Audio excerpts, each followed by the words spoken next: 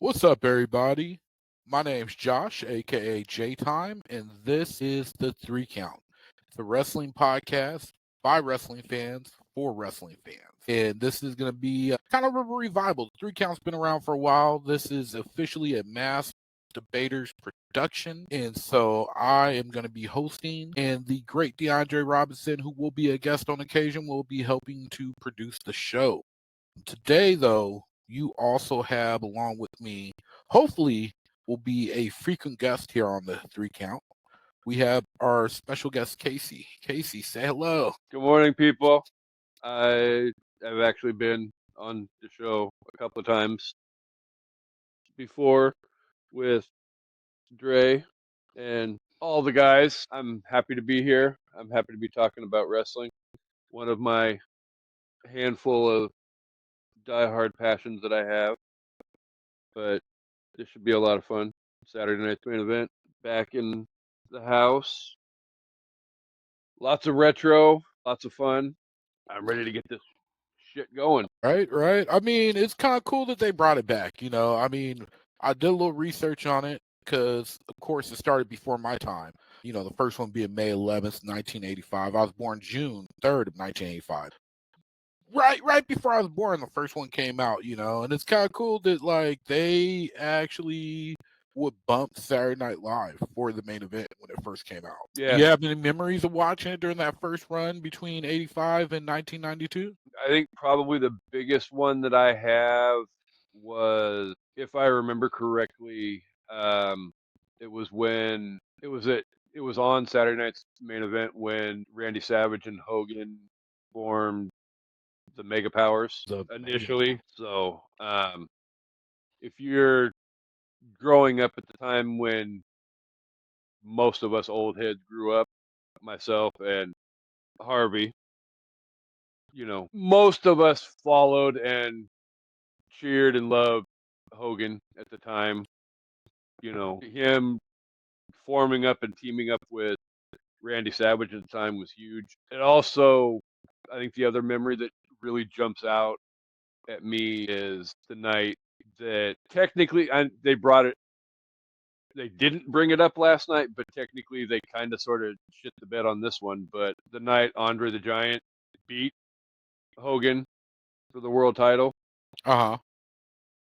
Technically not Saturday. I believe it was actually a main event, and it was actually televised on a Friday night. So it's Friday night's main event or the main.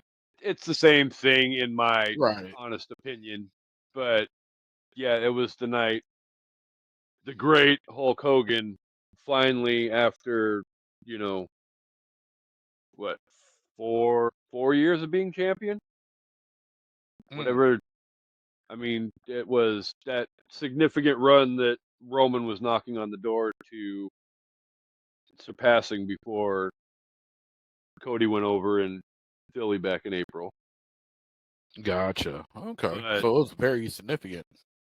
oh yeah, I mean it was. I mean Hogan's back never touched the mat at all for like 4 years. There was, I mean, you look at obviously like the WrestleMania 1 main event. Then you had like King Kong Bundy in the steel cage. You had him and Andre at WrestleMania 3. But then, the Saturday night's main event, or the main event, that when Andre beat him, was the much hyped rematch from WrestleMania 3. And, yeah, there was shenanigans, and technically Hogan's shoulder got off the mat, and blah, blah, blah, blah, blah. There was the infamous Dave and Earl Hebner switcheroo with,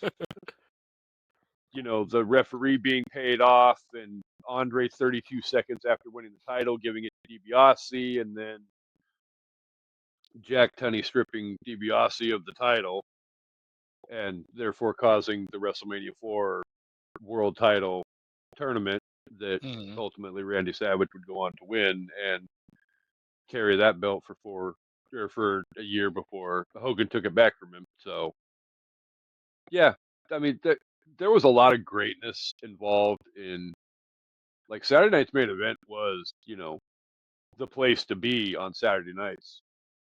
I back can in the imagine.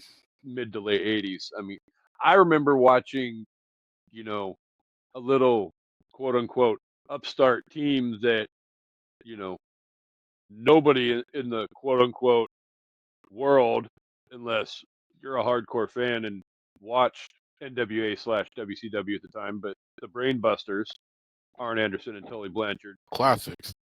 take the tag team titles off of a very dominant and one of my all-time favorite tag teams of all time, Demolition. So that was, a huge moment as well. Yeah, that's pretty awesome, man. Like, for me, where I did not become a wrestling fan until like around the start of the Attitude Era.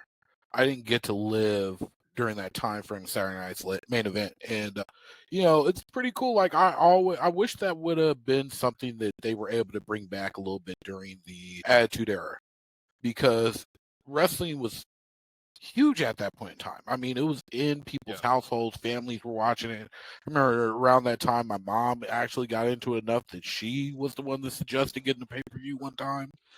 But to be on prime time Saturday night on NBC, which is one of the big three networks, it's a Yeah. huge deal. And so I've always enjoyed it. Of course, they brought it back 2006, 2008. They brought it back for several occasions there, but it wasn't. Like during the Attitude Era,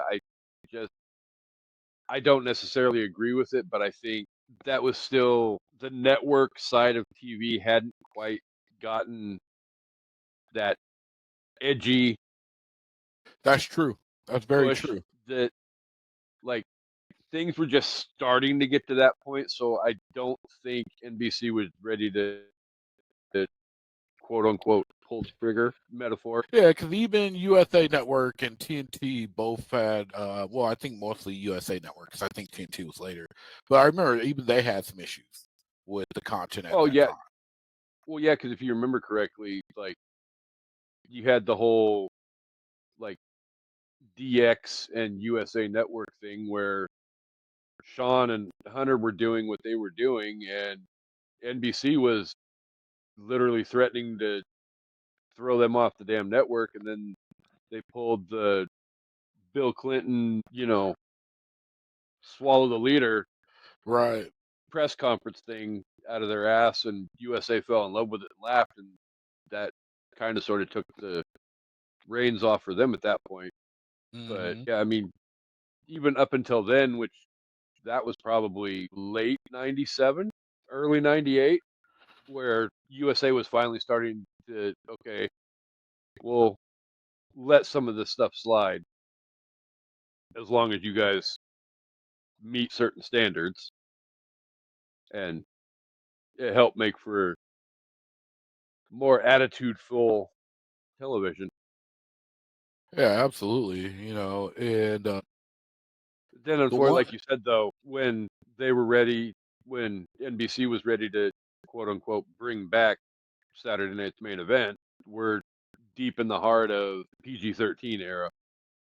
right, right, Which, because it was right at that point, kind of like around that ruthless aggression after making that switch to PG from PG-13, and it yeah, didn't have as much teeth. And it was good, but it wasn't as good as it could be, in my opinion, when they brought it back. I barely remember it, versus the way they brought this back this time. They really tried to make it like a bigger deal.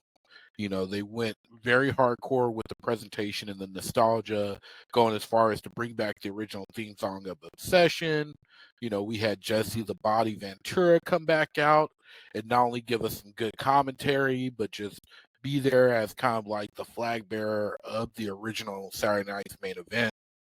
And they even try to give it kind of a PLE vibe, a pay-per-view vibe, as far as how big the card was. I mean, basically, this and the next upcoming Saturday Night Main Event that's in January are the two pay-per-views for the month, because they're not doing yeah. another actual pay-per-view till Elimination Chamber in February. It's quite interesting that the way Royal they're setting Rumble's these up. February 1st. Royal Rumble's February 1st? Okay, then I'm wrong, because they got Elimination Chamber, don't they, coming up? Yeah, I think Elimination Chamber is the beginning of March. Okay, yeah. So Royal Rumble's the next pay-per-view, and that's not till February. So, for December and for January, this is what we're getting. Yeah, yeah, because we've literally got what 3 more events through the middle of April, which is Mania in Vegas, Right? Yeah, I mean, which we'll have the is going to be Netflix. interesting. It will be. Especially because from what I'm hearing, that first Raw on Netflix is supposed to be like a PLE in and of itself. They're doing the Solo versus Roman match For uh, Ulafala. for the Ulafala. Yep. I heard they're going to be doing some other big matches. I'm hearing CM Punk versus Seth supposed to take place. I heard that's supposed to be the main event, but Yeah. I mean, I personally would probably go with the tribal combat for the Ulafala for the main event. But Yeah, I I think think that would be if I'm better. booking the show, I would probably go Roman and Solo closing out the night. But then I would kick the damn show off with Seth and CM Punk because I think those two are gonna freaking throw hands like there's no tomorrow. Oh, they're going to tear it down, man. And especially if they modify the rules and let them do whatever they want, it's going Mm-hmm. to be a bloody affair, man. Because it's not just a storyline thing. Those two really, in real life, cannot stand each other. Well, they can't. They can't. And you could And it's tell been when that they way speak. ever since I think it was back whatever that backstage show was that they used to have that Renee Yeah, what was Paquette. that? Breaking Ground. Oh, no. The one with Renee Paquette. Yeah. And CM Punk came Yeah, on Fox for a little bit to do it. yeah, and it like quote unquote broke the internet because nobody thought it would happen, and there's ooh he's coming back to WWE now, and it was still like what 4 or 5 years before. Yeah, before he officially came back. Because they made a big Yeah, deal like he's coming on because of Fox, not because of WWE. yeah, no, that's exactly. I know Seth had said something at one point, and Punk responded back with talking shit about, shut your damn mouth and put your Twitter thumbs down and wor- worry about being a world champion. Don't worry about what I'm doing. But it it is what it is. Yeah, no, it's great. And I And love the fact that these guys are putting the fact they actually have a personal beef behind these matches for the better of the company. Because we already got with him and Cody, who had a personal beef, really good feud. We got some good stuff out of him and Rome that's not even finished yet. And now yeah, him and Seth with this, it's going to be amazing, in my opinion. I'm looking forward to the build up to it. yeah. And unfortunately, with the whole I think the whole him and Seth thing would probably be over and squashed by now if it wasn't for the fact that right after he came back, he got injured Mm-hmm. and all of that, which kind of sort of put the plans for Seth on the back burner going into the Mania match and all of that. And, it is what it is. So hopefully everybody can stay healthy now and we can get what we all have been wanting because I really think he and Seth could tear it down. Oh, yeah, absolutely. I But think they I can also put on one hell understand of a match. too that, you know, these guys are not as young as they once were either. And as the great Havandre and I can attest to, you know, as you get older, shit starts breaking down and doesn't heal as fast as. Right? Right? Yeah, my hope for them is just because of the fact that they're older, but they're both really good technical wrestlers, is that they'll lean a little heavier into the storytelling side of in-ring action, and we just get something epic out of it. They don't have to just kill Yeah. themselves in the ring for us to like it, as long as they tell a good story. I mean, you look at those last two matches between Shawn and The Undertaker. That's a perfect example of dudes that are right up Mhm. there in that edge of can't go like they used to anymore. And yet they were able to put on some of the best matches I've seen in my life, story wise, in the ring. Well, I think you got both sides of the equation with both of those two matches. I think you Oh, got yeah. two guys that put it all on the line in that first match and sacrificed. And because the first match is the one you got the swan dive from hell over the top rope that Taker literally freaking damn near killed himself over. And you know, so you got that aggressive, over the top, you know, holy shit moment, full match one time, but then obviously the second time you had the streak versus career, they more told the story and wrapped it up in a way that, you know, was befitting of the fact that, yeah, Sean needed to hang it up and retire. And the fact that we got as many years as we did out of Sean after the comeback, Right? I didn't think when Sean came back for the SummerSlam match with Hunter that we were going to get what. So he left after 14, came back at the summer before WrestleMania 19. So he was gone, 4 years? So we got 6 or 7 years out Yeah. of him. And he put on some hell of a good, like some amazing matches. I mean, he stole the show at every WrestleMania that he was at once he came back, pretty much. That match, I remember that match at 19 with him and Kurt Angle was just 20, what 19 was was that, him. 20? 19 was him 19 and was him and Jericho. Jericho. Okay, gotcha. But even the him and Jericho match it wasn't the oh my god moment that, you know, mind blowing match that we got in like the main event with Brock and Kurt with the, shooting star press and the false finishes and all of that. But and it was sure as hell wasn't Rock and Austin with it being his last match. But I would put, though, if I'm looking at that card top to bottom, probably my three favorite matches on that whole entire card were, in no particular order, Brock and Kurt, Rock and Austin, and then Shawn and Jericho. Mm. I mean, they're just something. Chris Jericho is. I won't necessarily put him in my top 5 of all time, but the dude is a freaking workhorse, and he can still put on, to steal a phrase from Sheamus, banger after banger after banger. Oh, yeah. And the ability to just reinvent himself and continue to be successful. I mean, I'm kind of sort of starting to be of the opinion that maybe now is a time for him to start thinking about walking away, but, you know, that's my own personal opinion, and some people aren't going to agree with me as much, but I think the amount of bangers has significantly diminished over time, and recently they're not as frequent as what they once were. Not at all. Yeah, I definitely think it's nearing that time for him. Do you think we see him come back to WWE for one last run before he hangs it up? I would like to see it. Mm-hmm. At Best in the World, Y2J, all of that in WCW. Not saying that he wasn't having some of the greatest matches on the card while he was in WCW, but, he really took off as an in-ring talent when he got to WWE. Yeah, I agree. Definitely, it was like he was elevated at that point. Yeah. Yeah, I definitely want to see him come back. Maybe for Yeah, just like one last match and then a Hall of Fame induction. Maybe do some behind the scenes stuff. yeah. No, I'm even of the same opinion as far as like Bryan Danielson's concerned. Mm. I know his full-time career is over, Right. and they're really harping on the whole. I said my full-time career. I didn't say I was retired.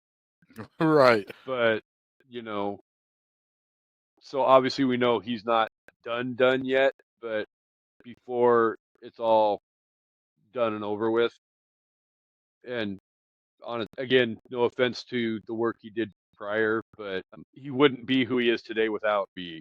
Oh yeah, absolutely. So he needs to come back and have that one last moment and retire there. Oh yeah. No offense to AEW. I love AEW to death, and in a lot of ways, I agree with a lot of the stuff like Dre says. Match quality wise, I think AEW in many ways is putting on better quality matches. I also think WWE at times tells a little bit better of a story, but they also have what 60 years, 70 years of 80, however many decades of experience of doing this over what Tony Khan's doing too. So, there is that. Right. I mean, WWE's the McDonald's of fast food or wrestling, because Yeah, Burger King come out and put out the best burgers in the world time and time again, and but they're people will still go not the Big get Mac. them. But at the end of the day, when it's a family and the kids are like, "Hey, I want McDonald's," the mom goes to McDonald's, and the dad's just Yeah. like stuck, kind of be like. So yeah, I mean, it's one of those things where it's just WWE. I tell people a lot of times, I'm like, they're too big to fail. I mean, they could really, really crap the bed and mess themselves up for a bit, but I don't see any way of them absolutely failing anytime soon, especially now that Vince is gone.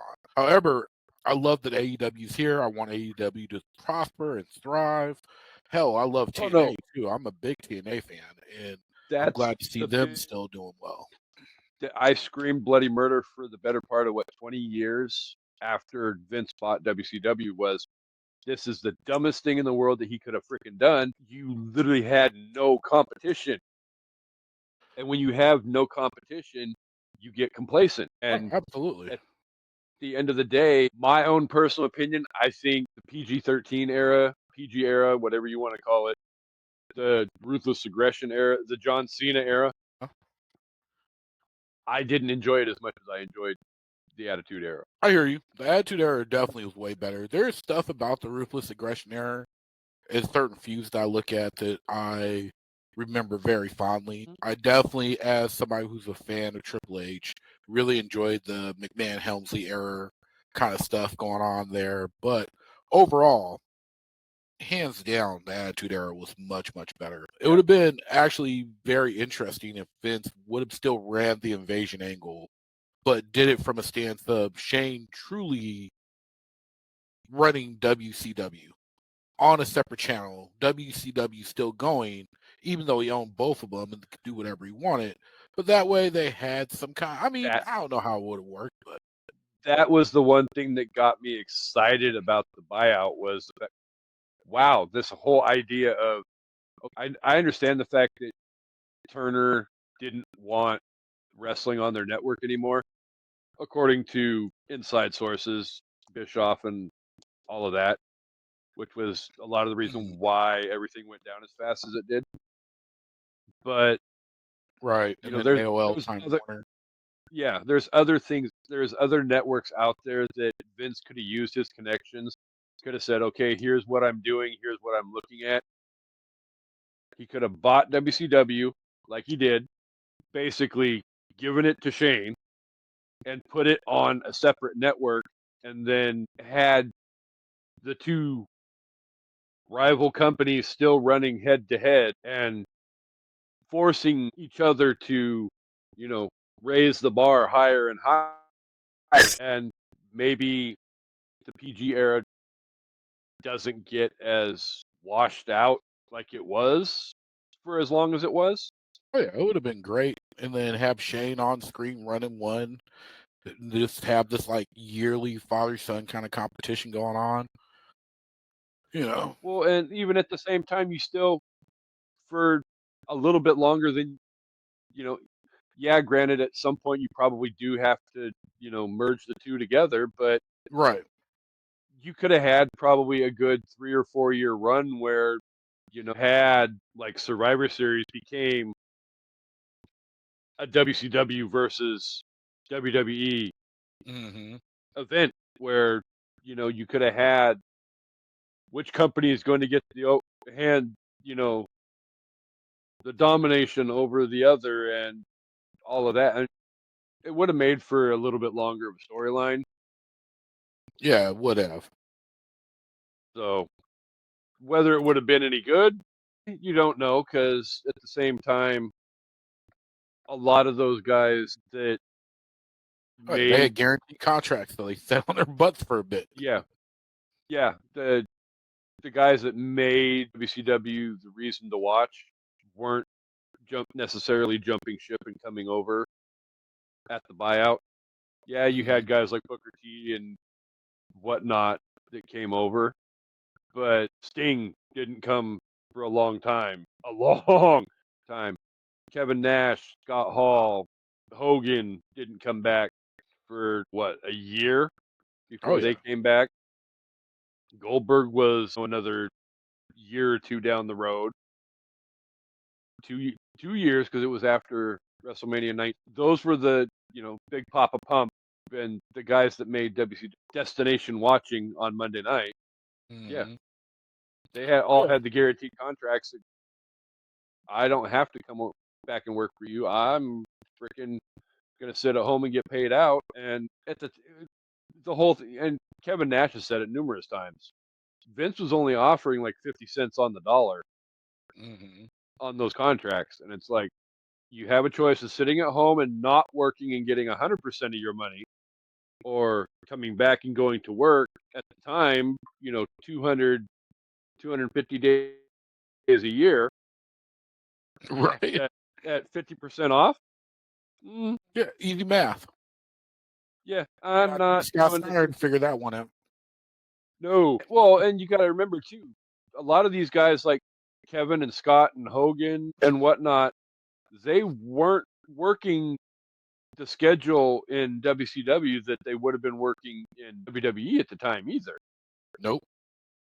So, you know, they they worked some house shows. I guarantee you Hogan wasn't working a damn house show in WCW. No. No way. Hall and Nash may have worked, you know, one or two a week, but they weren't working. I mean, working in WWE at the time, you worked 5 nights a week and you got 2 nights off, and that was basically to come home and reset and pack fresh clothes and go back out on the damn road again. Yeah. I mean, there's a reason why many of them drank and did drugs. Yeah, Pain management and all that other good stuff. it's a hard knock life. So let's get into Saturday Night Main Event. So I love the presentation. I liked how they did the retro feel. I like how they had Obsession. They had the kind of pared down entrance to simplify everything. And I was super stoked. I'm a big fan of Pat McAfee. And so I was really glad to see him back on the announce booth with him and Michael Cole. I love them team together. What do you Mm-hmm. think of the way everything was set up for tonight? I like the retro. I like going back to having that mid to late 80s feel. Things haven't had, and I get it, it's not the same era, and things become more technically flashy and all of that. But, you know, it's nice to have that throwback to how things were when I grew up as a kid. So definitely the nostalgia factor was there for me, and I was 100% on board for it. And I know we'll get into it, but I mean, let's be honest. Jesse Ventura coming back after all these freaking years, best thing in the world Triple H could have done. Oh, it was fantastic. And he was still with it. I mean, he was still with it, man. I love when they let him announce for the Cody KO Uh huh. match. And the stuff he had to say was great. I think the only time he kind of made a little joke where they kind of pulled away from it and was like, let's go somewhere else was when he started making that joke about wearing Damien, which was funny because Pat and them didn't really get it. Like I got it immediately when he said, I was like, "Oh, he's talking about the snake. He's talking about Jake Snake." But Uh I huh. think a lot of newer WWE fans didn't know what he meant when he said Damien. And then I think the company itself might have been like a little like, "Hey, let's not piss off PETA." Yeah. No, I get it, and yeah, like you, I picked up on it very quickly. But at the same time, it's still one of those things where Jake has been a part of WWE off and on Mm-hmm. in recent history. But yeah, you don't really get a whole lot of references to Damien and all of that. And to have that be a point that he just, especially the way he said it too, on top of it, it's like very pronounced and like, I'm doing this for shock value, but then it's like, it didn't really hit because it's like, okay, most of your younger fans aren't going to get that reference, dude. Yeah, like the joke he made about Cody having a six pack and not thinking he was Dusty's son. Like I got it, but I think a lot of people kind of missed it. But he was still pretty good. I love what he had to say. I love that he kind of still was on KO's side during the match, and it was amazing to have him back. I'm glad he's back. I'm glad that he felt it was time to come back, and we got this amazing bit of nostalgia last night. Well, I think a lot of it boils down to the fact that the old man's gone. Things can go accordingly, I guess is a good way to put it.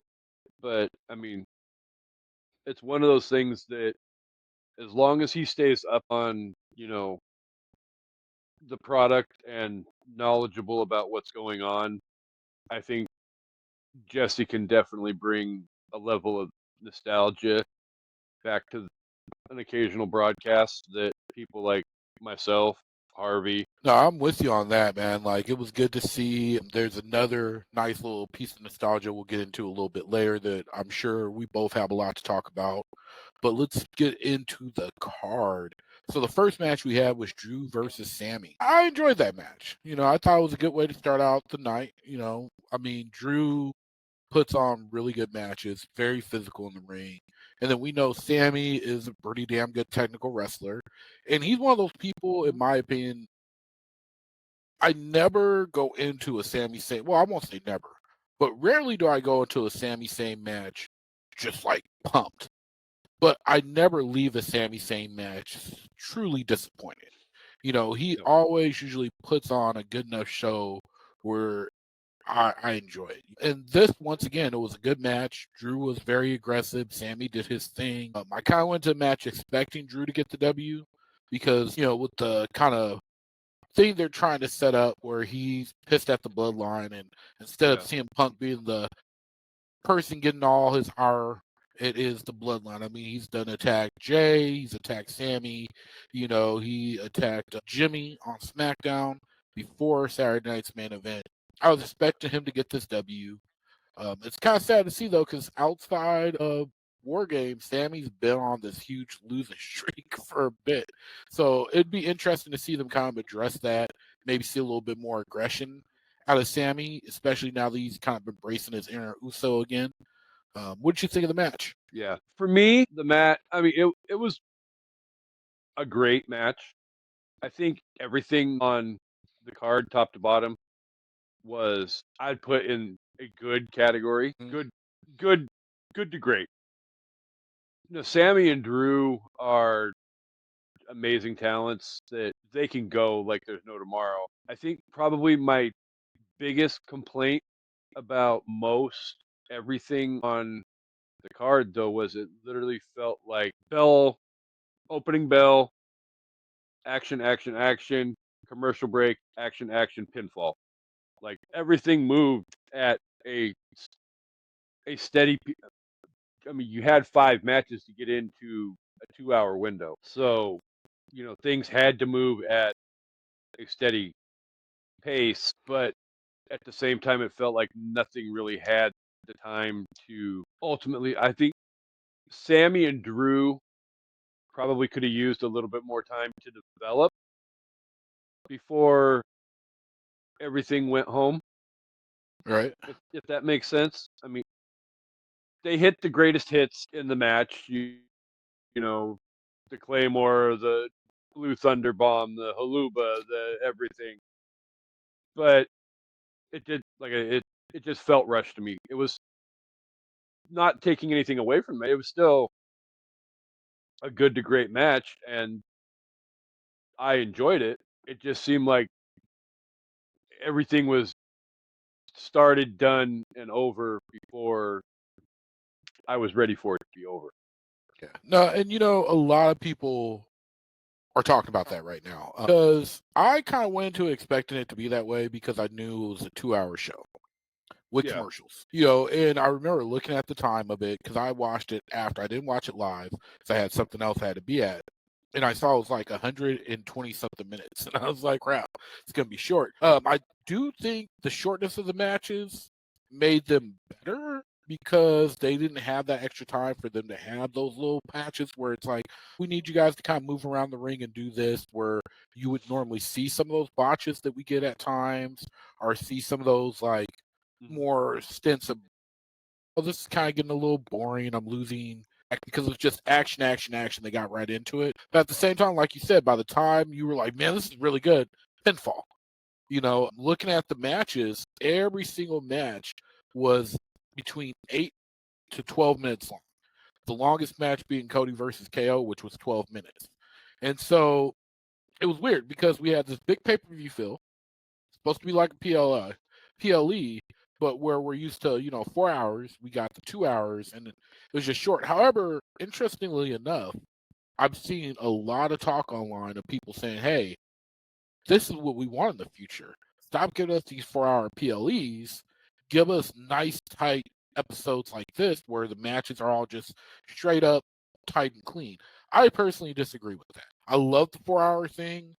I like that they adjust it from time to time to be a little bit longer. Last time I tried to watch an AEW pay-per-view, I had to watch in like 3 segments because I'm just not used to like 6 to 8 hour long pay-per-views anymore. However, I don't want something this small for pay-per-views because it just like I was saying, once it got to that point where I'm really getting into it, it was over. I like the whole philosophy of the big four: Yes. Royal Rumble, WrestleMania, SummerSlam, and Survivor Series being the long drawn out PL. Probably not as much for Rumble and Survivor Series, but definitely WrestleMania and SummerSlam feel like they could definitely be 2-day long events. Absolutely. We're getting that next SummerSlam, I believe, is supposed to be a 2-day. Yeah, which it makes a lot of sense because at the same time you got to remember the one big issue that WWE had for a long time was the same thing that AEW has right now, Mm-hmm. where they brought in so much freaking talent, and in a lot of ways, the talent is sitting in the locker room collecting a freaking paycheck and not getting TV time because they don't have the time to do it. Where now you create some more content for Netflix or, whatever the case may be, and you have, a 2-day long WrestleMania or a 2-day long Survivor Series, you Mm-hmm. have a little bit more of a window for some of these people to get some exposure and earn their damn paycheck. Yeah, absolutely. Because I mean, that's one thing you get. I like the tighter. We're not going to have 11 matches, but then at the same time, you don't get everybody on those pay-per-views, and you need those significant matches. Well, no, and some of those quote unquote like gimmicky PLEs like Bad Blood or Hell in the Cell or things of Elimination that. Chamber. You need a good amount of time to like, okay, Elimination Chamber, you need to have obviously 2 Elimination Chamber matches, Mm-hmm. but those need, I mean, obviously they take a while because you have the, timed segments in between the 4 people coming out of the pods and then all the eliminations that have to happen to get to the ultimate winner. But, you know, I like some of my favorite Elimination Chamber matches are ones where like you get down to the final 2 people and it goes for like 15, 20 minutes after all of that because now you're down to 2 people fighting for that one spot to go to WrestleMania and, have your moment in the sun and, Yeah. all of that. And, you know, but, you know, I don't want to see, a Hell in the Cell match on a Hell in the Cell pay-per-view that goes 10 minutes, 12 minutes, whatever the case may be. Yeah. That's not No. that's not what Hell in the Cell matches are for.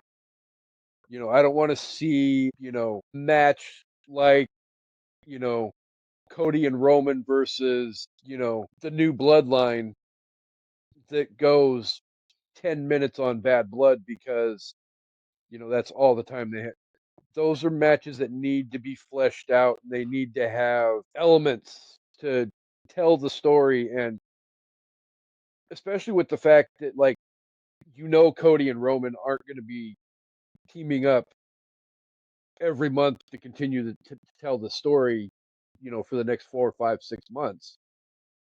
That basically was a one-off for them.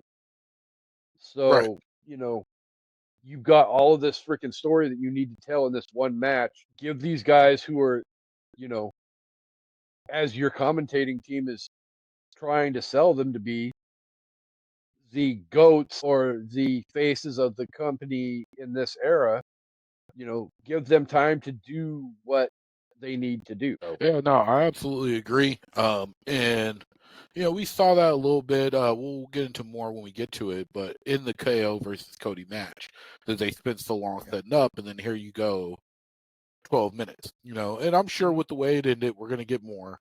But before we get to it, let's get into the next match, which was Io Sky versus Liv Morgan. Now, me personally, I really enjoyed this match. Very impressed by Liv in this match. When she had her first championship run, I remember I was so excited that she got the belt. 'Cause very likable. But the biggest problem I had with that run was I felt she was lacking in the ring. Her mic skills were getting a little bit better, but needed work. But in the ring, she was just like, you're good, but you need some more seasoning. And when she came back after she had the incident and everything, you could see that she had worked on her ring skills. And in this match with Io, who is already damn fine wrestler, amazing, you could just She's a see genius in that. the sky. Yeah. And it was a good match. Like, they had good pacing, they had good timing all throughout the match. It was fantastic. I mean, I don't know if it's my match of the night, but I definitely enjoyed it. There were so many good spots. Oh no, it definitely. I knew that they were going to deliver. I mean, at the end of the day, I knew that the match was going to go the way it was going to go. I knew I had a feeling. I didn't know you were actually going to get the moment Right. after the match, but I don't want to sound rude and disrespectful, but let's be honest, guys. Anybody with half a brain knows if somebody's taking that belt off of Liv right now, it ain't going to be Io. Yeah, it's not. It's not. There's only two options, honestly, in my opinion. It's either going to be Liv, or not Liv, sorry. It's going to be Rhea, or it's going to be Raquel. Mhm. It's either going to be Rhea, who gets her revenge at WrestleMania or something, at a big one, takes the belt from her, or we're going to see another swerve, maybe another turn where Raquel Rodriguez takes it off. I mean, Yeah. Dom at this point is Mr. Steal Your Girl, so I could totally see Dom pulling another Eddie and going with Raquel, her being his mamacita, and turning on Liv and taking that belt. I don't know if it's going to happen. I can see it, but like you said, we all knew Io wasn't getting it done today. Much as we love her, we knew it wasn't going to happen. No, but that's probably one of my favorite things about Io, though, is the fact that everybody in the world knew she wasn't getting that belt. But at the same time, she still went out and delivered a top quality match, Oh yeah, which yeah. She I put it. believe honestly, and I'm not 100% sure whether it was just the quote unquote spot in the match Mm. or whether it was a legitimate slip. But Yo, I was going to talk about that too. the only thing that I even remotely saw that was I mean, if she slipped, that was legitimately the only stumble that Io had that whole entire match. Well, and to be honest, the slip and the way that slip happened when she was on the rope and came down and immediately went into that move by Liv, it made it feel planned. Like, it made it feel Yeah. like, oh, that's a work, versus she actually slipped. And so either she slipped and she and Liv recovered so good into the next segment, or they plan to do it. But either way, compared to a normal botch, I don't consider that a botch. And like you said, No. for that to be the one nitpicky thing out of the whole match, to kind of look at, it's like, that's one of the few things that are kind of negative we could say about it. That speaks volumes about how good that match was. No, and I 100% agree with what you were saying, you know, before too.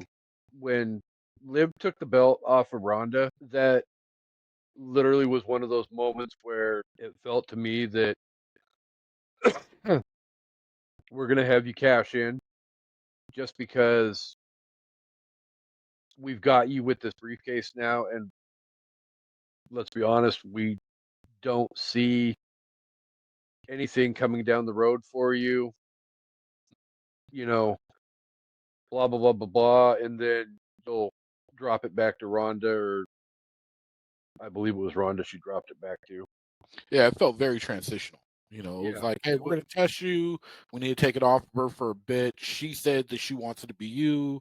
We know the fans like you. Let's see what you can do with it, you know. Yeah. So, but she's really come into her own as a heel. Mm-hmm. Like, okay, this thought popped into my head last night as a potential, if you don't want to go down the road for Rhea or Raquel, Mm-hmm. but and you want to keep Liv as a heel, why not? Because she feels in a lot of way like heel Alexa Bliss, Yeah, I can see that. Mm. and rumor is out there swirling that maybe we could be seeing a return Mm-hmm. sometime in the near future, where Alexa Bliss is one of those people that unfortunately she's been gone for a while, so you may have to get some time in before you get to that point. But I'd be interested in seeing Liv versus Alexa Bliss at some point. 100%. 100%. I mean, I think their ring styles are similar enough that they could put on a hell of a good match. Though Alexa Bliss, man, she's good enough. I wouldn't mind seeing her against just about anybody. I especially hope we get to see when she does come back, her in a program with Tiffany Stratton. Just because of how similar their ring styles are, I think that would be phenomenal. And that's another person they could I'm not gonna potentially. lie. I like tipping time anytime that I can get tipping time. So Oh, me too. Oh yeah. Well, and another thing about this match that was pretty interesting, as Dre loves to point out, most matches in WWE end in interference. And this match, out of all the matches, I felt had the most potential for some kind of interference, whether it's and it from didn't. Judgment Day, yeah, or from EO Sky's group, which for the life of me don't Damage have control. damage control, yeah. And we didn't get any of that. We didn't get Rhea popping up at the end. Instead, they saved all that for the end of the match in the stare down, which Well, Liv got the clean win, which was if amazing to see. if you remember correctly, too, Michael Cole he made sure he drove home the point that with every match, like if there was somebody to accompany somebody to the ring, Right. he made so and so is accompanying Leo. There's going to be no interference shenanigans. The only time somebody accompanied somebody to the ring and didn't go back to the locker room was, I think, the It second was to last Piper. match of the night when that Yeah. was Piper Niven. Yeah. And that was the one match we got some interference in. And that was the one match that I would imagine Dre would probably, goddamn, typical D, outside interference. Right? But even then, it still wasn't like the interference wasn't a determining factor in that. I mean, we'll get to that match when we get to that Right. match. Right. But Yeah. no, I appreciate the fact that they let Io and Liv go to their own finish. And it wasn't even like it was a dirty finish either. Liv hit the, Oblivion, Mhm. and 1, 2, 3. Yeah. Yeah. Io went up. Okay. Liv got the feet up, kicked her in the face, turned that into oblivion, and it was over. Yeah. Just like that. Really good, clean match. Bell or from bell to bell. Definitely appreciated that. And then from there we had one and only triple threat match of the night, and that was Finn, Gunther, and Damian Priest in their triple threat for the World Heavyweight Championship. Another match which I expected some form of interference in, and we did not get, because like you said, Michael Cole made sure to point out that JD headed back to the back after accompanying Finn Balor. And, you know, Ludwig didn't accompany Yeah, he didn't come out. Yeah. Gunther to the ring. Obviously, Priest is on his own. Mm-hmm. He's kind of sort of taken over that quote unquote Baron Corbin lone wolf persona. Oh yeah. But Sorry, go ahead. oh no, I appreciate the fact that again with this match there really was no chance for outside interference. I really felt like this match needed to just be laid out and let the three performers tell the story start to finish, bell to Mhm. bell, and Absolutely. they were given that chance, and I feel like they delivered on a quality match. The only part of this match that I really didn't particularly care for, I don't like the whole fact that they're harping on Gunther and his lack of confidence because of how, he's been such a dominant champion for so long. Oh, he lost to Cody at Crown Jewel last month and all that.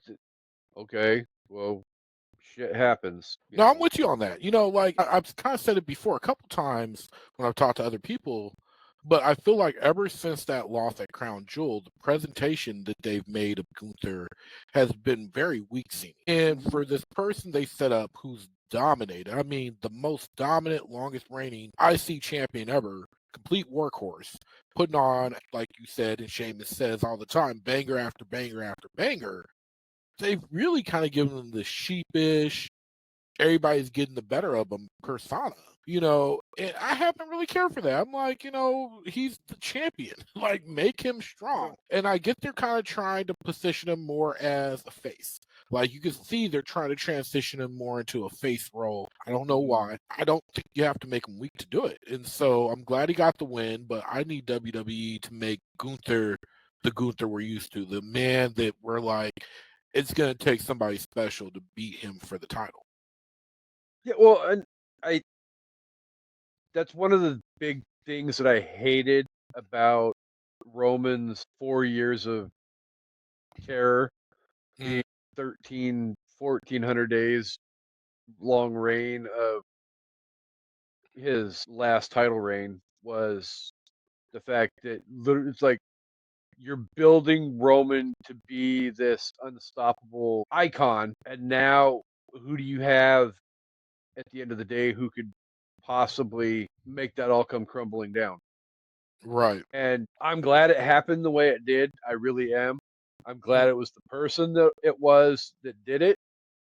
But at the same time, I also understand too, as much as they built Roman up to that level, you had to have Cena involved. You had to have Seth involved. You had to have Taker involved. You had to, I mean, yeah, and huge it thing. wasn't going clean, and it wouldn't have been, if it had just been clean, I don't know if it would have been as believable. Oh no, especially considering for that last year, almost every single match he won with the help of the bloodline. But when they first started out with him being the tribal chief, yeah, he was getting some help, some interference here and there, but there was often times where he would dominate a match, or maybe get a little interference, but it wouldn't do much, and then he still win the match and look dominant. Like the time he did the triple threat and stacked both of them and then pinned them.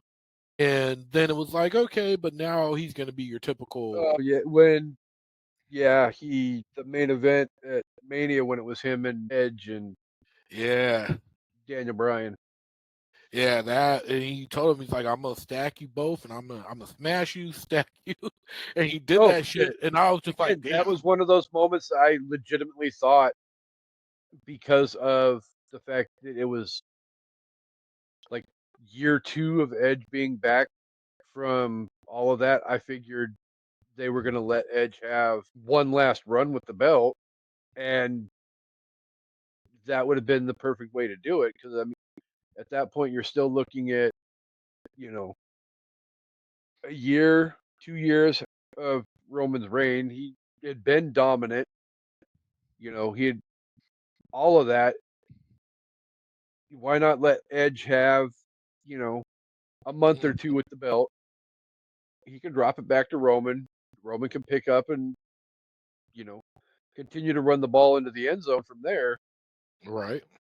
Yeah, you wouldn't have had the you know 1400 days. You would have had you know 1350 days, but Yeah, it still would have been a dominant thing. And I honestly, just I think was as sick of far that. as Gunther goes, I think I want to see a dominant Gunther, but Mhm. I don't want to see him built to the point to where nobody can touch him. Yeah, no, I agree 100%. The days of having these champions, because even when Brock did it, I couldn't stand it Oh, I because hate it. yes, you want to I keep the integrity of the main belt by not having your Mhm. champion lose it every other day and you're going through all these different people. But at the same time, how can you ever test somebody to see if they're the top dog, if they can carry the company, if they can be the face or that big time heel without letting them hold the belt? And so when you handicap or when you have one person dominating with the belt for not one, not two, but 3+ years, it's problematic, you know? Well, I mean, prime example of this, and it got brought up during this match. The fact that Finn Balor has not been world champion in 8 years Right? Very first since ever. he literally won the Universal Championship, dropped it the next night on And Raw Finn was because of the injury, and he hasn't been. And he is one of those people who I've been screaming for 8 years deserves to have that time, but yet he. I really honestly don't think he's ever going to get it. no, no. I The really don't. last major championship he got, he had to go back to NXT to get Mhm. because of everything going on. And I agree with you.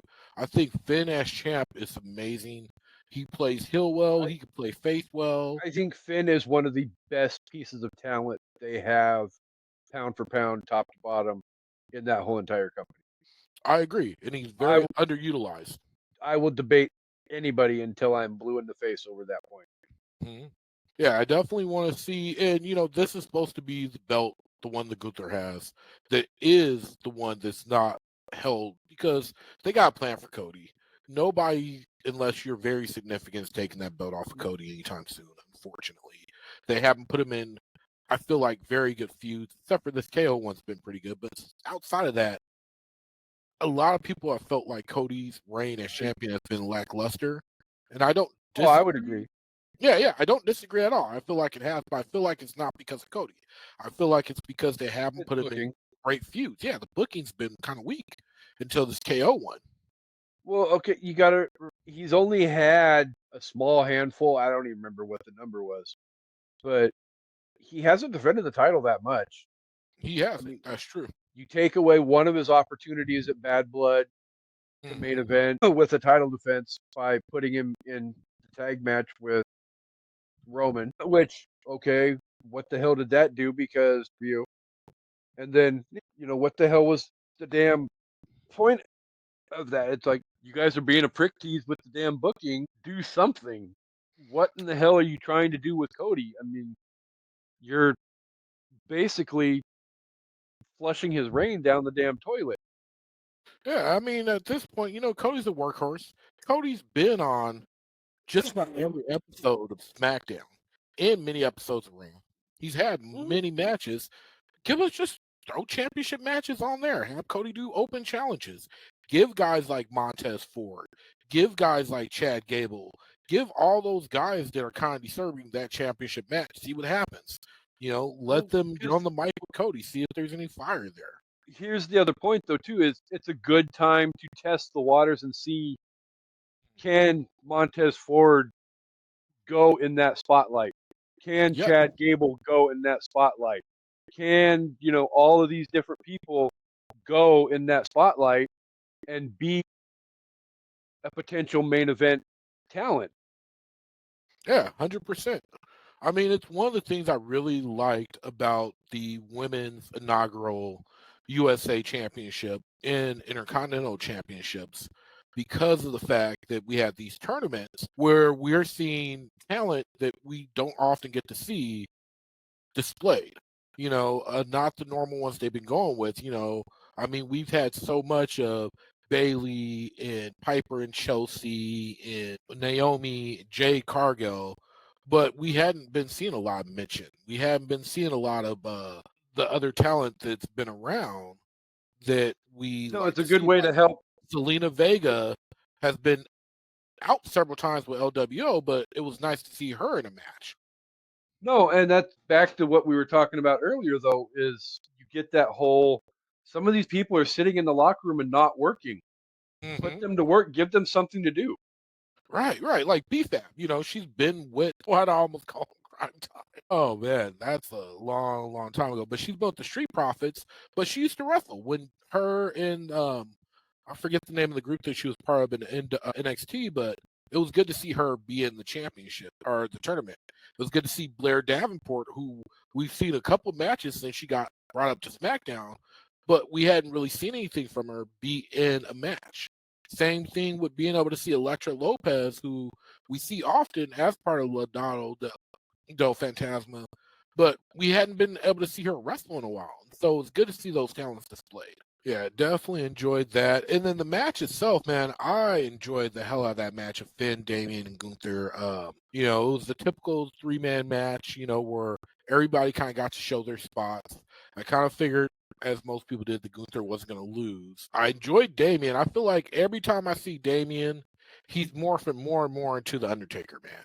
And then, sure enough, he pulls out the Undertaker's move and walks the rope. Yeah, he goes old school, and I'm just like, at this point, I'm waiting for some interaction where the Undertaker just passes the torch and him to become the new phenom at this point. Even the way he's dressed, they call him the Puerto Rican Undertaker at this point. And I'm just like, no, I get it, because that's definitely where he's going image-wise. Oh yeah, and it's not necessarily a bad thing, but I guess you have the whole originality issue, but that's for another day. Right.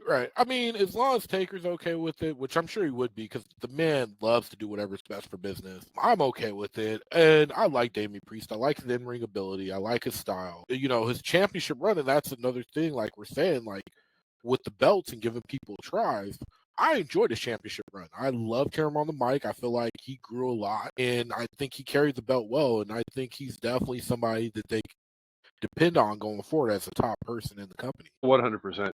I think he's one of those, I would say young, but not young pieces of talent. Because, I mean, let's be honest, everybody is old at this point. Right. They're not necessarily old per se, but they're seasoned veteran. Oh, yeah. So, yeah, I definitely agree. And then we also, like you had mentioned, the second to last match, the match that had the interference was our second women's match of the night. And it was the finals for the United States Championship between Chelsea Green, accompanied by Piper Niven, and Meechin. And it was great to see both Chelsea and Meechin in the finals for this instead of a typical thing with Bayley and Bianca, because I feel like neither of them need it. Where I feel like both Chelsea and Meechin were two people that could very much benefit from it. And I was very excited to see Chelsea win it. I feel like it was well deserved. She's annoying enough that I'm not the hugest fan because she be getting that real heat with me sometimes, but she can go in the ring. She puts on some damn good matches. She can go, and I love her character. It's annoying, but it's annoying in that kind of Miz way where I've kind of grown to appreciate what she does. She's very entertaining. Her and Piper together are pretty entertaining. I loved after she had that dumpster match with Meechin. That whole joke about her stinking that they did for a while was hilarious. But it was a good match. I don't feel like it was as good as Io and Liv, but it was still a really good match. well, yeah, I kind of felt going into this match that I've been screaming for a long time that Meechin has been deserving of a spotlight moment in the company, and she hasn't been really. I mean, she came up from NXT and got thrown into that whole, what was it, Retribution? Yeah. Oh. And that was a freaking joke. Such a joke. And then, she kind of sort of disappeared for a while.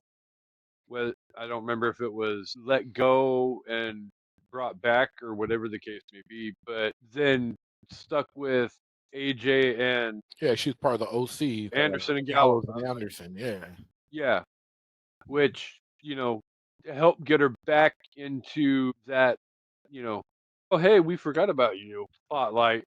But at that point, she still really wasn't doing anything either. Right. So it's like, and that's the thing is, she's a very talented performer. She was putting on amazing matches when she was in NXT. Oh, amazing. I loved her NXT when she was the HBIC. I mean, she was huge. So when she came to the main roster, I was so excited. But like you said, she was very underutilized and then kind of disappeared for a while. And then I was glad to see her back with OC because, like you said, it put her on TV. But even then, she wasn't being utilized. So I'm glad that they kind of remembered, oh, we have this talent, let's use her. And I would Yeah. have been fine with either one of them winning the belt. And I hope down the line she does get it. Because, yeah, Mia is an amazing wrestler. I would like to see her and Chelsea continue this story going Yes. forward down the line. Another potential line for Chelsea. I know Chelsea or Piper turning Yep. on the other. But yeah, I could definitely see that. I kind of sort of hope that's not where they're going because I feel like that to me is weak storytelling and it's easy storytelling at the same time. It's like, okay, well, we need something now for Chelsea. Hey, let's have Piper turn on her. We'll turn Chelsea face and Piper can be the big bad, whatever, and we'll go.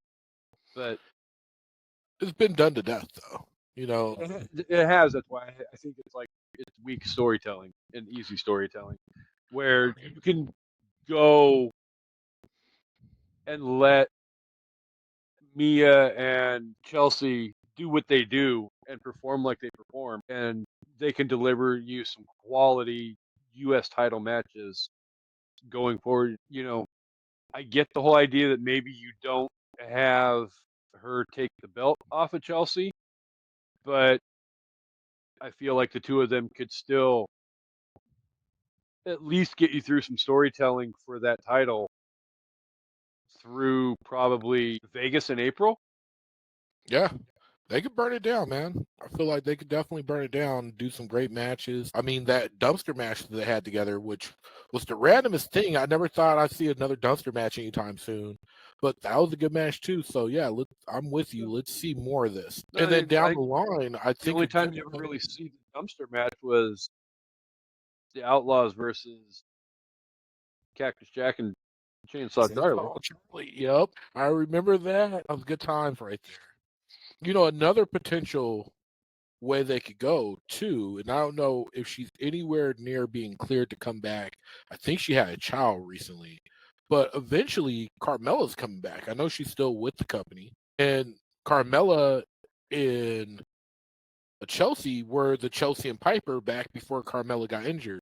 So it'd be kind of interesting to see Yeah. Carmella come back. The three of them, Piper, Chelsea, and Carmella, form some kind of stable, Unholy hanging Alliance. together. Yeah, kind of almost like, kind of do something like we got right now with Tiffany and Candace, but without all the botches. And then eventually somebody turns on somebody. But yeah, overall though, I'm really happy, really glad about the new belts. It cracked me up because people were asking for women's secondary titles for forever.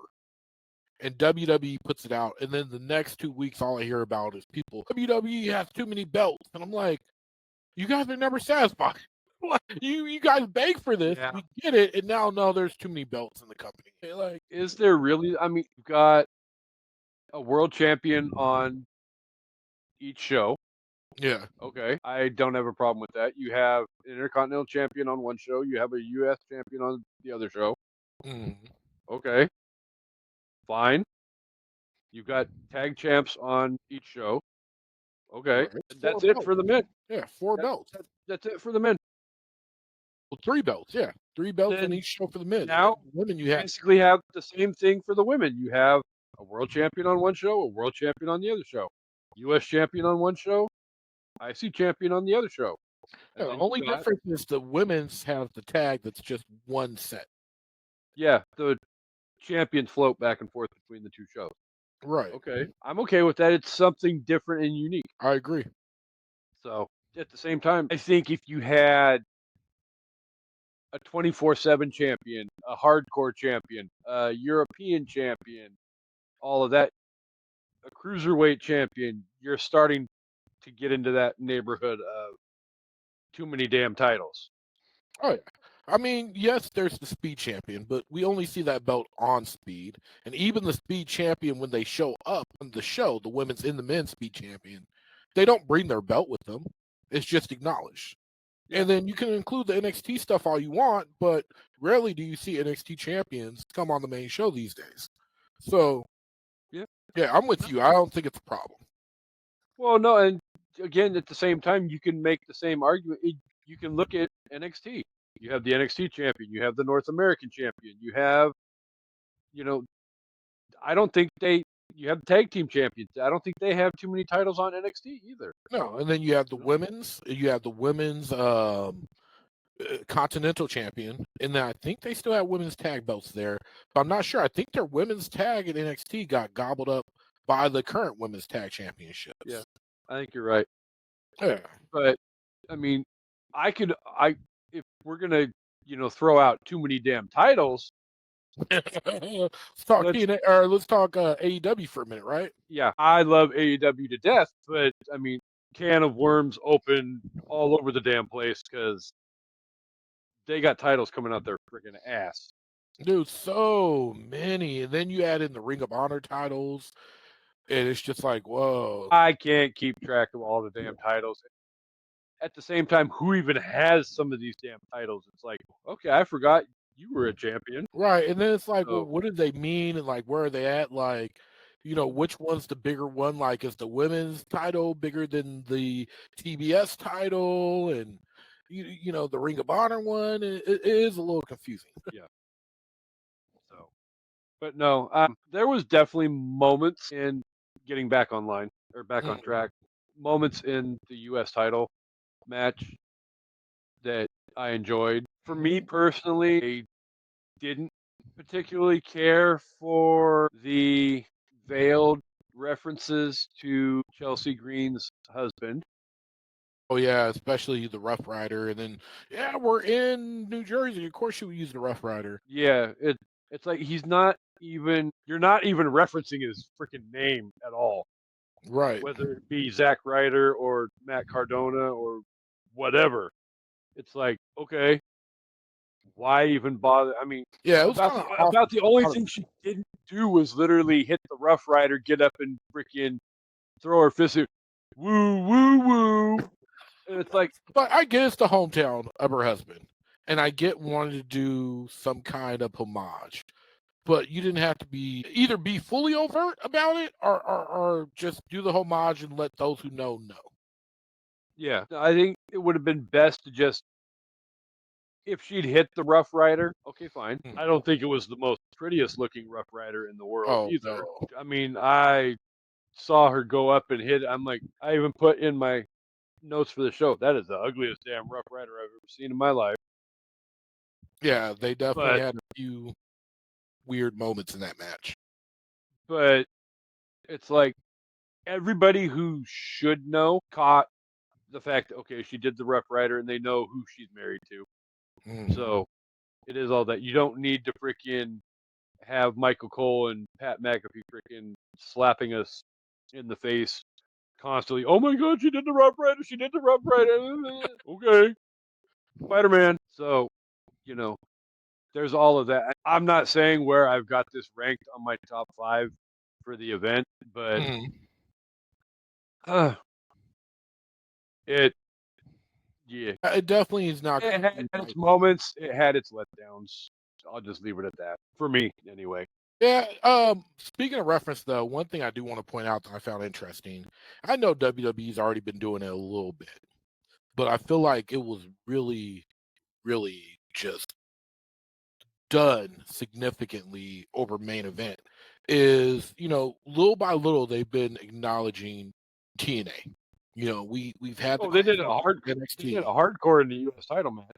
But in that match, yeah, I mean, they were like, yeah, the former Impact Wrestling TV champion, and they both were knockout champions.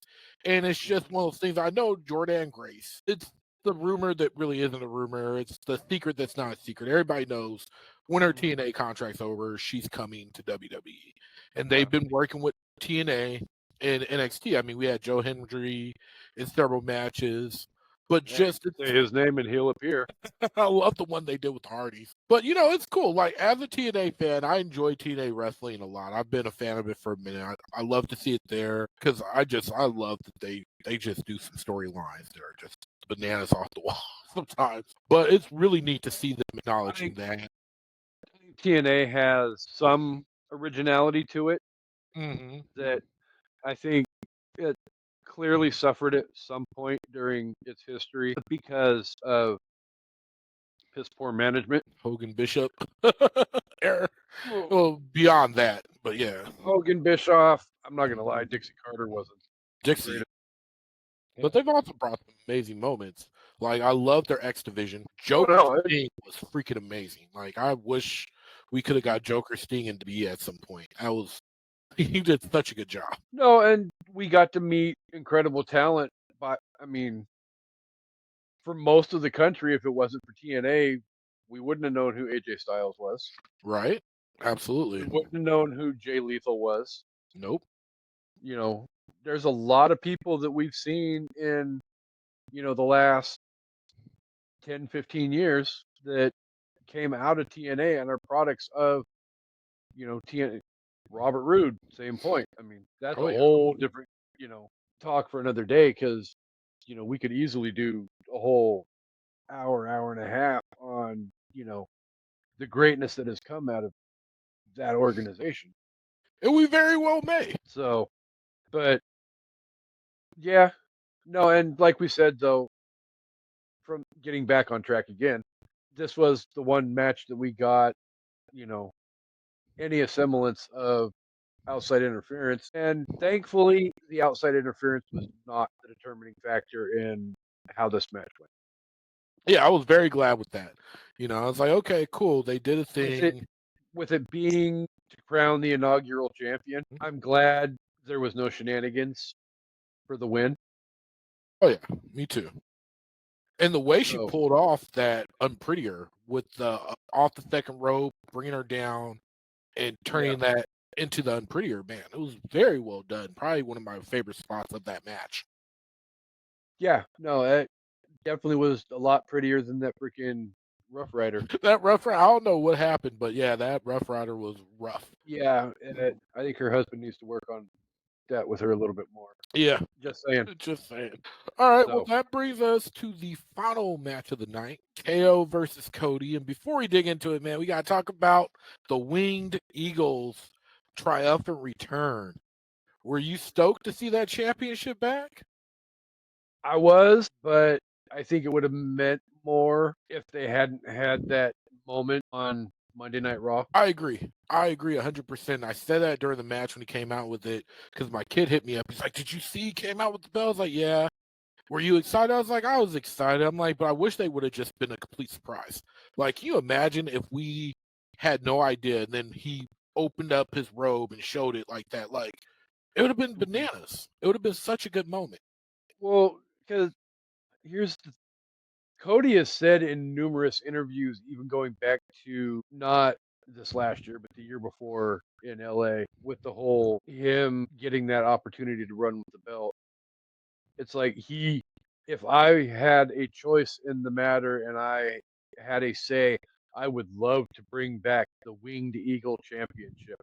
So yeah, he's been talking about it for a while. It's been out there and it's been thrown around for the better part of almost 2 fucking years. Mysteriously puzzled by this. It's going to be the younger generation, like pre-teenage kids that aren't as steeped in knowledge as us old heads are. Mm-hmm. But it's like we all knew what was coming. Right. Not saying I didn't appreciate it, but there was no surprise. I mean, if there's anybody out there that thought it was the Stardust costume in there, he's going to be Stardust for one night only. Stop smoking weed or whatever you're smoking, because we all. And I had heard that theory thrown out before, and it's like there is no way. He has said. I've seen interviews with him where he talked about having that initial meeting with Vince, where Vince flew down to Atlanta to sit down and talk to him about the possibility of him coming back. And even at certain points, it's been brought up that, or rumored that he put in the contract, he will not be Stardust ever again. I will not go as far to say he'll never do it, because we live in a world of wrestling where never is off the table. I mean, we never thought CM Punk would be in a WWE ring again, and here we are. We never thought Edge would be back, and Edge came back. We never thought Edge would be in AEW, and yet he's in AEW. That said, it would take something tremendous, and it would be a one-time only thing. The only way I can see it happening is if his brother comes back and they do a one-off match as Goldust and Stardust towards the end of the career or something like. But even then, I'd much rather see him and Dustin go at it, brother versus brother, one last match at WrestleMania, just being Dustin Rhodes or Reynolds and Cody Rhodes, versus seeing Stardust and Goldust return. Like, we got that. We don't need it again. I am all on board for one more Dustin versus Cody match, because I got to see live on pay-per-view, or whatever you want to call it, because it was AEW. But I believe it was Double or Nothing. The initial Double or Nothing, where he and Dustin went toe to toe and beat the crap out of each other. Yeah, I remember the Crimson Mask. They were both sports. Yeah, and you had that moment afterwards where I don't need a brother, or I don't need a blah blah blah blah. I don't need a partner. I don't need a blah blah. I need my brother, and they have that emotional hug at the end and all. Yeah, no. One more time, Cody and Dustin together. Scissors. Yep. Dusty's finishing it in WWE one last time would be great. Absolutely. Dustin right off into the sunset and let him have his Hall of Fame moment, because I have heard people say numerous times they don't feel like Dustin has a quote unquote Hall of Fame pedigree, but does he? I think he does. I think he does, because at the same time, I'm one of those people that honest to God believes without Dustin Rhodes or Goldust, the Attitude Era doesn't hold as significantly as, and it's not just a Dustin Rhodes thing. It's you have to have Austin, you have to have Dustin, you have to have DX, you have to have the Hart Foundation, you have to have everything that went into creating the Attitude Era. You have to have. Yeah, For not Dustin, to mention for Dustin Rhodes not to be in the Hall of Fame would be a slap in the face. Yeah, no, I agree 100%. I mean, he's deserving. And for those who don't think he is, go back and read his stuff, and then read about some of the stuff he did behind the scenes as a locker room leader, as somebody who helped produce certain matches, as somebody who helped train people. There's a lot of stuff that isn't on his resume if you think all that's there is gold dust. And he had some amazing times. I mean, one of the funniest tag teams was him and Booker T together. I used to crack up so much at that combo. So yeah, I'm with you. I think he deserves this ring, and hopefully Triple H does too, or the company does too, and we see it happen. Well, he's one of those people. Okay, I'll make this statement, but at the same time, Diamond Dallas Page got a Hall. Goldust may not have the title resume that a Hall of Famer would have, but he brought so much more to the table for that company than you can imagine. With the fact that he did what he did for that company with the last name that he had, everybody knew he was Dusty's kid. Yeah, and if you look at the list of some of the people that are in the Hall of Fame, he definitely deserves to be there. I mean, if you have people like Rocky Johnson in there, there's no reason Goldust shouldn't be able to be up in there. And that's not at all a put down. Just saying, Goldust is. That was the significant thing. I'm not trying to take away from that, but I don't want to sound disrespectful by saying this, but maybe Rocky Johnson's greatest contribution to the wrestling industry is Dwayne. His legacy, I mean, big deal. We're not putting down Rocky Johnson at all, but yeah, I agree. No, and I'm not putting down them, being the first black tag team champions of all time. If anything, hats off to them for doing that. I'll say the same thing about, Ron Simmons is beating Vader for the title in Baltimore. Yes. Well, especially The now. legacy for Rocky Johnson is, unfortunately, and I'm not saying it's a bad thing, but I'm just saying, if anything, the fact that The Rock has gone on to become what he's become, if anything, has taken some of that shine off of, Rocky Johnson and Tony Atlas being the first African American tag team champions. Because naturally, and you might get older fans like myself and Harvey that'll be like, well, they were the first, African American tag team champions, which is a big deal. Yeah. which is a huge deal.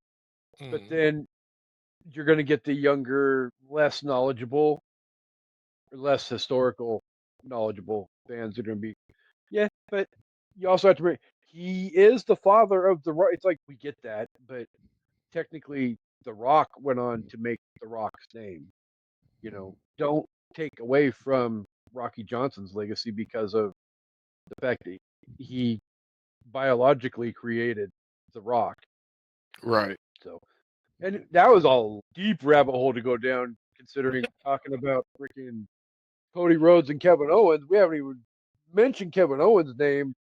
Yeah, let's dig into that because at this point we're far and above the amount of time that actual Saturday night's main event took place. So let's dig into that a little bit. Your thoughts on that match? I mean, by saying that, I'm also saying it was a good match. Feel like it had the most potential to be the most aggressive match on the card, and I feel like at times it delivered, but at times it also pulled back from that as well. Again, it's the match we got the commentary from Jesse Ventura on, and the fact that it's been, what did he say, 40 years since he sat at the commentary desk. So there's all of that. It was one of my favorite matches on the card. Honestly, I'm a huge Cody mark. At the same time, I love Kevin Owens because he's one of those guys who is built like Mick Foley, but can still go out there and deliver on a level that is worthy of being classified as a main event style match. Percent. I will never forget because I wasn't following the indies, so I had no idea who Kevin Steen was. And when he showed up in WWE and demolished John Cena, I was shook because I'm just like, I did not expect that from him. I didn't expect him to do the cannonball, and I didn't expect to see this pop-up power bomb. And he still goes at that level. And just with the build up to this match and the aggression shown by both men leading into this match, I definitely expected a lot more aggression than I saw. And I'm not saying that it wasn't there because it was there. Like you said, there was times it was there, but there's times it wasn't there.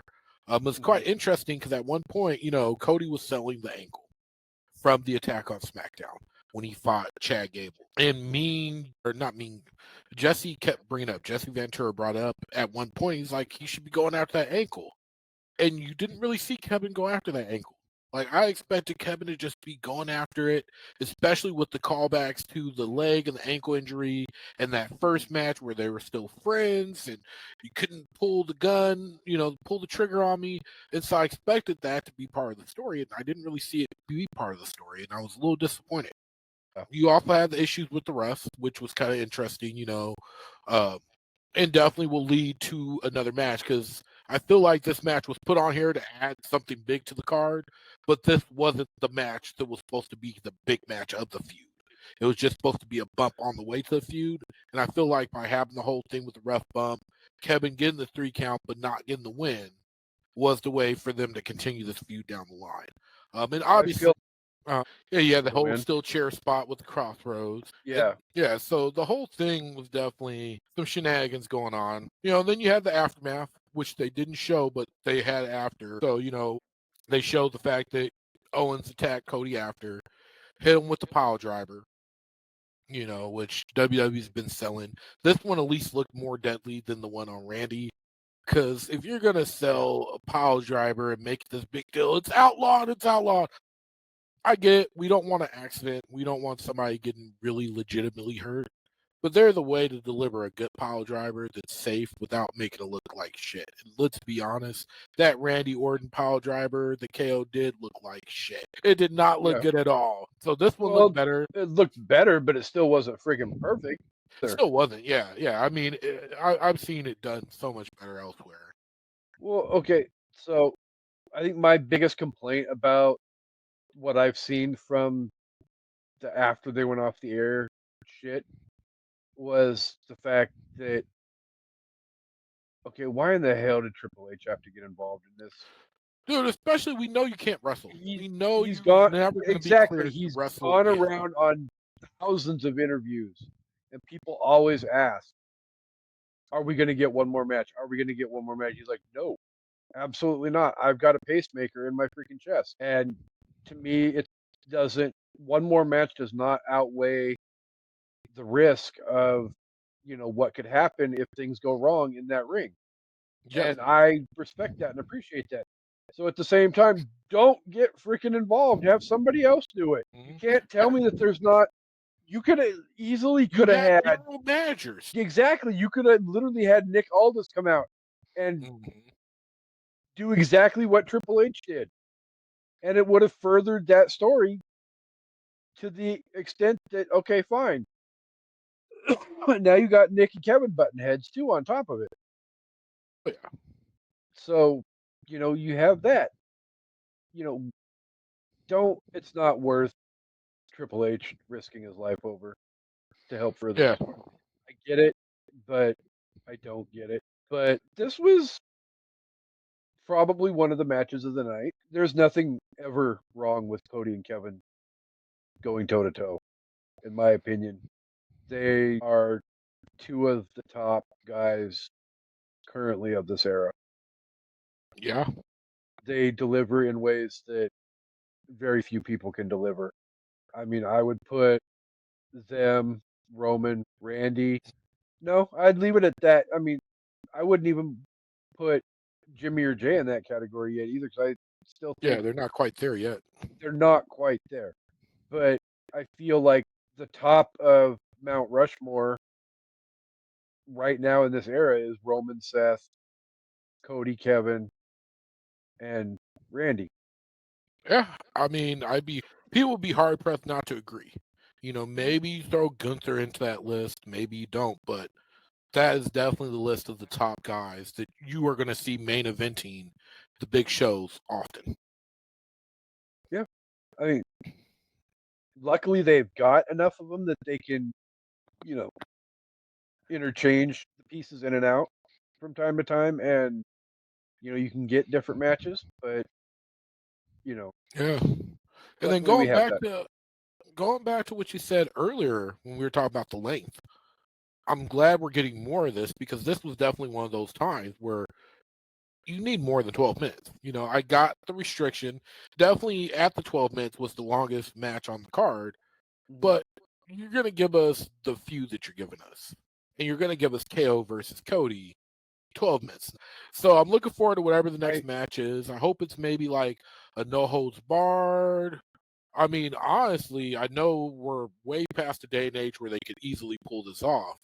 But hell, man, I'd love to see these two tear it up in an empty arena match. Yeah.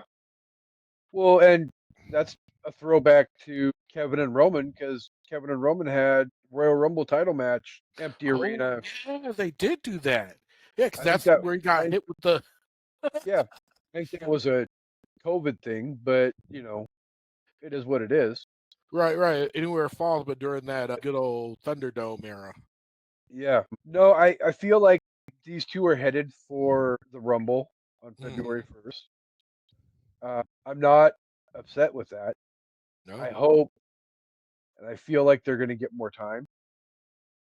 I feel like maybe a good way to guarantee that they get more time, maybe, I don't necessarily know if it's a smart idea, maybe a 30-minute Iron Man challenge. I wouldn't mind that. I'd love to see them in an Iron Man match. That'd be good. You don't Something like that necessarily have, would be fantastic.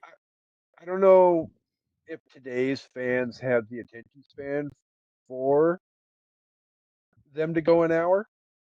No, I don't think so. I think today's day and age, and it's really hard to pull that off. I mean, I think if anybody can, those two could pull off an hour-long Iron Man match and make it entertaining. But you're right. I don't think the fans these days have it in them.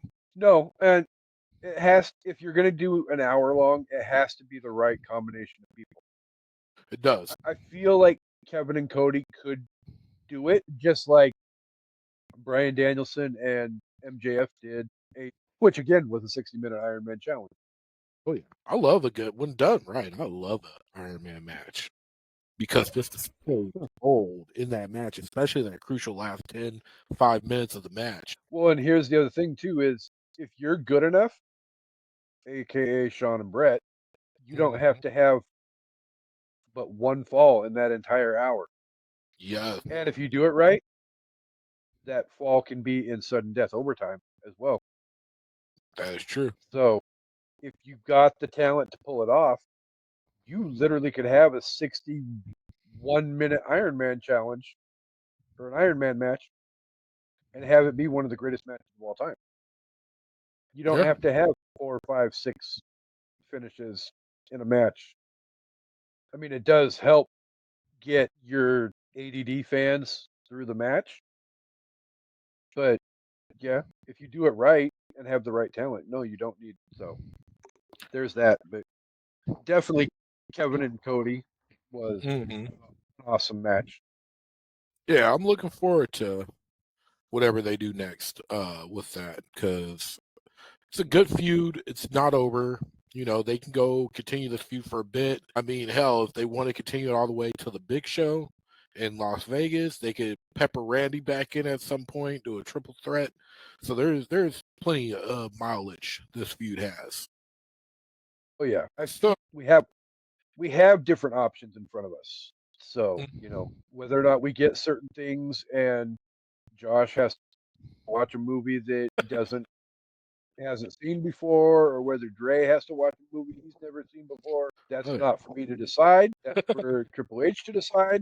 But Well, mostly up to The Rock. well, true. I mean, I personally not picking sides, but I feel like Dre is probably a little bit more accurate. But at the same time, a lot can happen between now and middle of April when they get to Las Vegas.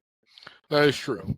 And I'm completely ready to pay my part of that bet if it happens. If it doesn't happen, I already know what movie. You know what movie I'm picking for Dre as well. So that'll be fun. I'm hoping I can talk him into watching with Emily. But anyways, let's get to wrapping up because we're on the 2-hour mark. Before we wrap it up, though, Yeah. match of the night. Say that one more time. What would you pick for match of the night? I had the triple threat match with Gunther and Damian Priest and Finn Balor Okay. at number 1, followed by Cody and Kevin Owens. All right. I went a little different. So going in, I thought for sure Finn, Damian, and Gunther would be the match of the night. And it was up there for me. However, my 3 matches were the Cody KO match, Finn, Damian, and Gunther. But for me, match of the night was Io versus Liv. I felt like that one had a slight edge on the other 2. I feel like it was my number 2 and number 3 were literally right there, and my number 3 was Io and Liv. Right. And I mean, still, overall, those 3 matches were the best on the card. And it wasn't like one was way above the other. All 3 were right in that same area. But for me, I just went Io and Liv because I felt like even with the flip that looked like it was planned, it was just the crispiest out of the 3 matches as far as bell to bell action and transitions and everything. But overall, I would have to say the event itself, even though it was a little short, was probably one of the best PLEs WWE's put on for me in a few months. Yeah. I mean, to me, being a 40 some odd year wrestling fan, I think my biggest complaint anymore is the fact that to me it feels like wrestling's becoming predictable. And I'm not necessarily complaining. I just accept the fact that I can probably, coming up next week on Monday Night Raw, okay, this is going to happen, that's going to happen, that's going to happen. Okay, I was right, I was right. They announced the card for Saturday night's main event, and it's like, Okay, I knew that. I knew that. I knew that. I knew that. I knew that. But like we said though too, it's like I had a feeling, and I was prepared just in case they decided to shock the world and have Priest walk out with the belt, or have Finn walk out with the belt, or have KO walk out with the belt. Okay, I was prepared, so I was going to be totally shocked. But you but the fact that I don't watch wrestling anymore to be surprised. I watch it to be entertained, and it was an entertaining show. I appreciate it. Felt like it went by really fast. Not quite sure where Casey went there. Looks like we might ran into some technical difficulties. We apologize about that. However, he is back. Not sure what happened there, if it was on my end or your end there, but I'm glad you're back. I was in the middle of a damn thought, and all of a sudden it went out the window. But no, I think I was saying I don't watch wrestling anymore to be surprised. I watch it to be entertained, and I was entertained. So yeah, it was probably one of the more entertaining events. It's my favorite time of year. Well, second favorite time of year. Favorite time of year being October, but there's all of that. No, I'm right there with you. I'm Definitely a looking fun forward to event. it. Yeah, it was great. This has been great. So thank you for listening to us talk for a good part of 2 hours about wrestling. That'll tell you what good wrestling fans Sometimes we are. off topic. Yeah, sometimes off topic a little bit, but we're passionate. And hopefully you are too. We definitely will be covering the next Saturday night's main event. And then I also plan to cover the first Monday on Netflix, because that is going to be a big deal show. So we definitely will be talking about that. And I have plans to have a few one-offs too. Maybe do our Mount Rushmores, WWE overall, or wrestling overall. We might even do some fantasy booking. We'll see. But we're going to go ahead and end things now and let you get about your day. Casey, you want to just let people know what other things you got going on and what you've been up to? Let's see. An Evening at the Movies drops each and every Wednesday morning, depending upon when Josh and Dre get this available. We're either smack dab in the middle of holiday ho ho ho ho ho ho ho fest, or we're in the midst of our start of the 2025 break that we're going to take. Either way, Wednesday mornings you can find an Evening at the Movies on YouTube or wherever you get your podcast listening fix. We've got our 4th anniversary coming up here on February 10th. We are popping in to every Tuesday night. We are drafting with the I Did Not Make These Rankings podcast network and the rest of them fools. Amanda, my co-host, is also looking at some potential ideas for return episodes on the SIP list. So you can find that as well wherever you get your podcast listening fix. Other than that, we're all over social media. All you got to do is just search for An Evening at the Movies, or you can search for my name, Casey Box, and I can get you hooked up. This was a lot of fun, Josh. Thanks for having me. Yeah, Sorry the rest of them fools couldn't be here, right. because I feel like we'd still be talking the opening match if the rest of them fools were here. Definitely. I appreciate you coming on. As much as I love wrestling and would have no problem talking on my own about all this, it's always funner with more people. Look forward to having you on again in the future. For you guys that know me, I run another podcast called Toontastic Journeys, where me and my co-host CJ, we take you into a little bit of nostalgia about cartoons, and we were supposed to have a new episode out yesterday. However, this guy had a busy day and has been sick, and I ain't gonna lie, I forgot that I was supposed to put out. So it will be coming out today, and it's going to be great because we are covering Batman, the animated series, along with our co-host Laura, who contributes quite often to our show. So look forward to that. As far as this coming out, I'm not quite sure when we're dropping it, but you will know when we know. And I want to thank you again for listening. We look forward to talking more about wrestling with you in the future. And 1, 2, 3, ring the bell, because that was the 3 count. Peace.